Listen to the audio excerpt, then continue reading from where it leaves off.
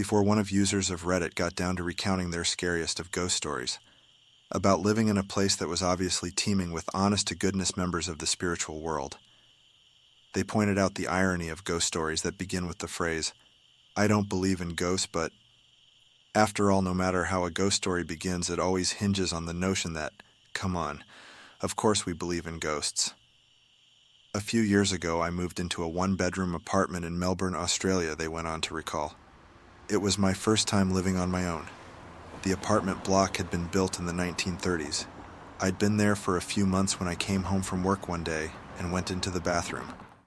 I saw something strange. A wooden board which had covered a hole in the ceiling that led to a small attic space lay fractured in two pieces on the ground. I examined the pieces. The board was an inch thick, and it would have taken Bruce Lee to break it. I thought the landlord had sent someone to work on the attic. I was frozen stiff with fear. Someone is up there for sure, I thought. I emailed pictures to the landlord, asking if anyone had been there, with an undertone of annoyance since she hadn't warned me. Her reply read, "Please call me as soon as you are able to." I called, and she explained that her last two tenants had said the same thing happened. She promised to replace the board, and she did. A month later, I woke up one night around 4 a.m. My body was covered in goosebumps. It felt like someone was rubbing his or her hands on me. Everything was silent, but then I heard a dragging sound coming from above my bed. It was as if someone was pulling a sack of potatoes. I froze, convinced someone was up there. There is no way an animal could make that sound. After 5 minutes, I worked up the courage to turn on the light, armed myself with a cricket bat, and walked to the bathroom. That's when I saw that the new board covering the hole was broken in two. I felt sick. The dragging sound had stopped. But I heard something else, whispering. The sound was clear and coming from the attic. It sounded like children's voices, and I could hear one sentence repeated over and over. "It's your turn. It's your turn." I switched on every light in the apartment to make things feel normal. It was 5 a.m. and dark outside. I watched TV to try to unwind. Then a fuse blew. My pet budgie, Dexter, whom I kept in the kitchen, usually never made a sound at night, but he started squawking like he was being strangled. I'd never heard him make those sorts of noises. He was screaming. I grabbed my car keys, ran out, sat in my car, and waited there until the sun came up. When I saw people walking their dogs, this comforted me enough to go back in. The front door was open, but I figured I might have forgotten to close it when I ran out. I went to the kitchen to check on Dexter, but he wasn't in his cage. I felt sick again. All my windows were closed, so I looked everywhere inside. When I walked to the bathroom, I heard splashing. Dexter was half drowned in the toilet. I took him out, washed him, and dried him. I was so confused. At 8 a.m., I called the landlord and gave her a watered-down version of the night. She said, "Oh, wow, you heard the whispering too." I stayed in that apartment for another 18 months. I heard the whispering on a few occasions, and twice the board covering the hole in the ceiling moved. Although I live elsewhere now, the landlord recently called.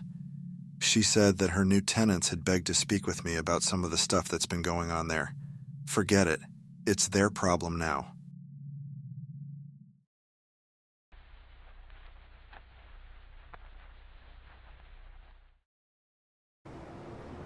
I bought a new house in the small town of Winthrop.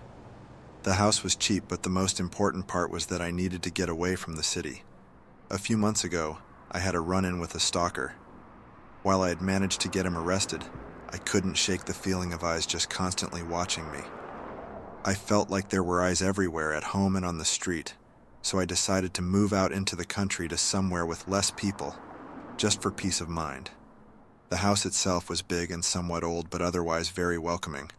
The agent who introduced me to the house had been required to mention that a serial killer had lived here in the past, which was why the house was so cheap. However, he and later my next-door neighbor, Sarah, both told me to pay the thought no mind. 4 other owners had lived in the house since then, and all of them were very happy with it. I loved the house. Its interior furnishings were beautiful and very comfortable. The people of Winthrop were friendly, often bringing over freshly baked pastries or inviting me over for dinner. They said, "Get-togethers were the key to making sure everyone who lived in Winthrop loved it there." Yet after a week I stopped loving it. The feeling of someone watching returned, worse than before. I tried to ignore it, but soon I started losing sleep. Giant bags grew under my eyes and I began yawning almost as much as I breathed. Sarah was kind enough to let me stay in her house for a few nights. It was during this time that I heard the legend of Forrest Carter, the serial killer who had lived in my house while no one knows his exact kill count. Carter, also known as the Winthrop Peacock, was a man with extremely severe case of narcissism. Legends say that he couldn't fall asleep if he didn't feel like he was being watched. He was finally arrested for putting up a scarecrow to watch him during the night. Only it wasn't a scarecrow. Carter had murdered a 17-year-old girl, just so her corpse could stare at him. The story gave me shivers, and after I went home I felt like there were hundreds of pairs of eyes just watching me no matter how I turned. Today, however, was the first day that I acted out. I was cooking breakfast when I felt the eyes.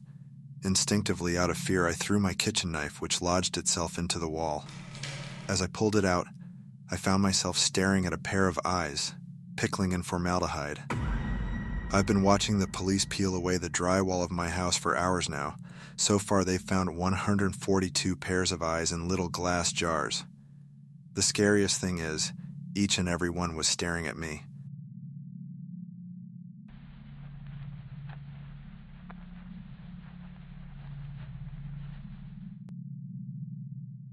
All of this happened when I was 12 to 16 years old. I'm now 25 and haven't felt a spirit ever since I felt better.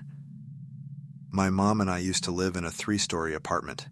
The upper floor was basically my own, with my room, a bathroom, and a tiny hallway. I think it all started with my mom asking me where I put certain things. She couldn't find documents that had been in the living room before, or small things such as pens.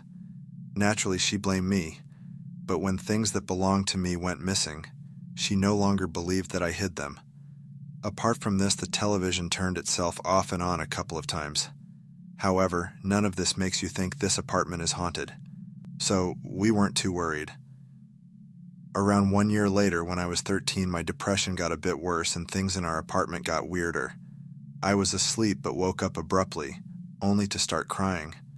I suddenly felt someone petting my cheek, the way you do it when babies are crying.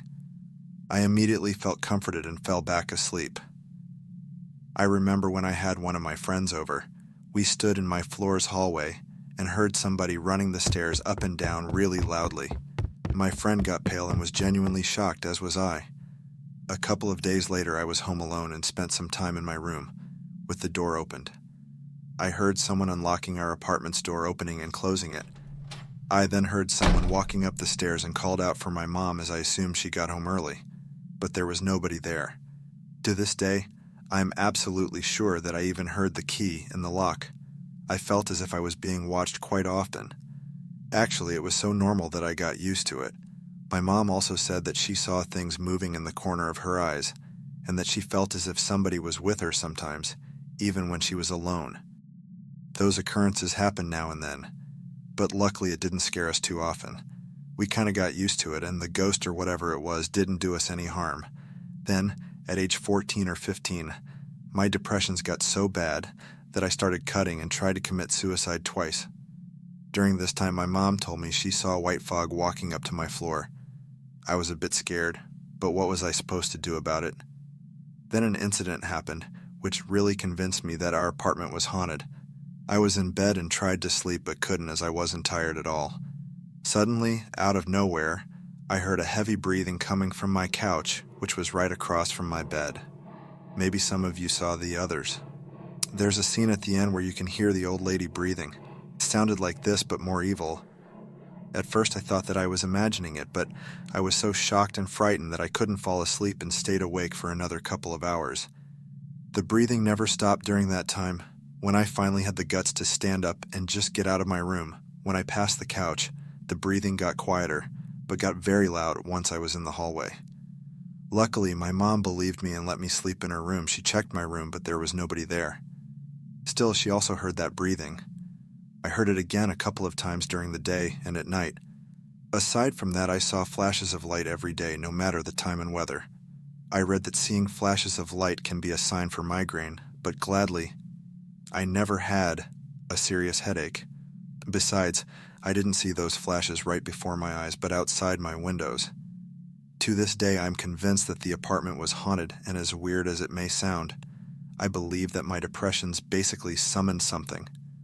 However, I still can't explain the flashes.